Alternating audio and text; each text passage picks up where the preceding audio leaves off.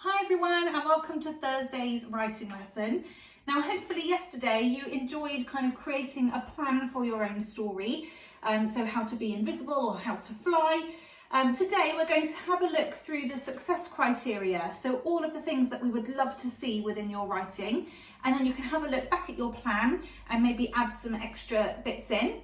And then the rest of today's lesson will be time to just write up your story and just really enjoy that process of writing. Okay, so in today's lesson, we're going to start off by thinking about this section of our success criteria, the sentence types part.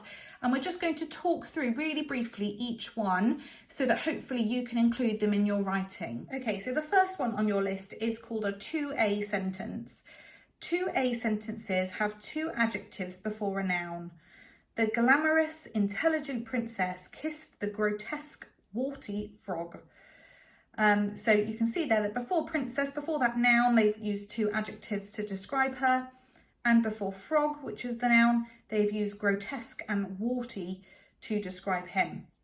So we would love to see a 2A sentence somehow in your story this week. Okay, next up we had a 3ED sentence. So a 3ED sentence begins with three related adjectives, each of which end in ED. So we've got here frightened, terrified, exhausted, the princess ran for home. So again, thinking of those three ED words that would all kind of make sense together to describe how she ran home, trying to kind of include that in your writing as well. Okay, then next up we have I-spaced, which we did in more detail a few weeks ago. So hopefully this will kind of jog your memory a bit. So you can pause the screen if you like and use this kind of word map to help you. So just kind of thinking about how you can open your sentences with I-spaced openers.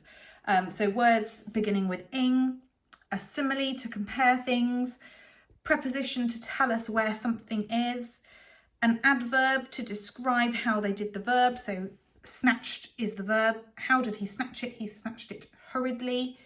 Conjunctions, again, to expand your sentences. An ED word, pleased with what he'd done. That one you could easily turn into a 3ED as well. So that one you can have a think about. And then finally, some dialogue. So opening your sentence with those inverted commas and some speech. Okay, then next up we have the Imagine 3 examples sentence. So each sentence begins with the word imagine and then describes three parts of something. The first two are separated with a comma, and then the last one ends with a colon to describe the place. So again, you can pause the video and have a read through that one to kind of jog your memory. This would be a really good one for when your character transports into the book and kind of changes setting of where they are. So for that first bit with the imaginary place, that would be great. That would be a really good chance to use the Imagine 3 examples sentence. And then finally, we have a 3 bad dash question. So this is more of a challenge because it's including that dash piece of punctuation. So again, you've got 3 negative adjectives. So we've got greed, jealousy, hatred, thirst, heat stroke, exhaustion. So 3 bad descriptive words. And then there's a dash and a question related to them. So the examples there, greed, jealousy, hatred, dash. Which of these was John's worst trait? Thirst, heat stroke, exhaustion, dash. Which would kill him first? So again, hopefully you'll be able to spot an opportunity to use that. We're not expecting every single one of these in your writing, so please don't worry about trying to include all of them. Just choose some that you think really add to the effectiveness of your work. And obviously you can go back and watch the video and look at the examples on the screen to help you. But please don't worry if you don't include every single one of these. We would rather you use them effectively and smartly rather than kind of just putting them in for the sake of it.